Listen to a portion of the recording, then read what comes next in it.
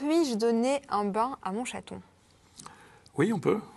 On peut en sachant que la majorité des chats, quand même, n'aiment pas beaucoup l'eau. Hein. Je vous rappelle, hein, originaire du désert. Hein.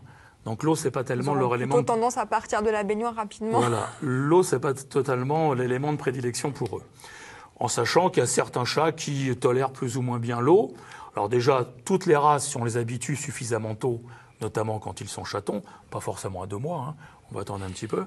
Et puis certaines races, notamment les races de chats qui sont issues des forêts, comme le Maine Coon ou le chat des forêts norvégiennes, ou une race de chat qui s'appelle le chatur du lac de Vent, qui lui apprécie beaucoup l'eau. Donc hormis ces 3 races-là, les autres n'apprécient pas donc beaucoup quand même le fait d'être baignés. Donc il faut le faire avec beaucoup de précautions, il faut le faire avec beaucoup de patience, il faut le faire avec beaucoup de prudence.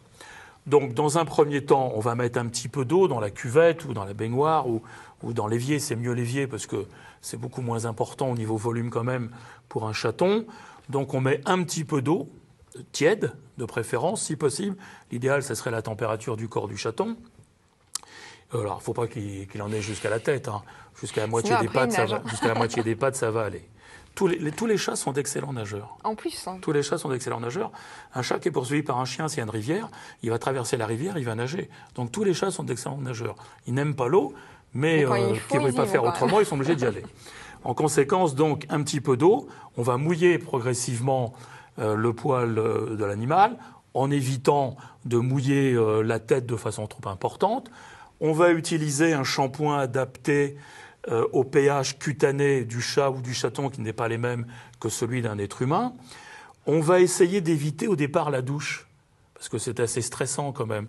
Donc on le fait avec un gant mouillé, on rince de la même façon, et le mieux c'est ensuite pour le faire sécher, de le mettre dans une serviette très épaisse où il sera bien au chaud pour progressivement rendre le poil sec.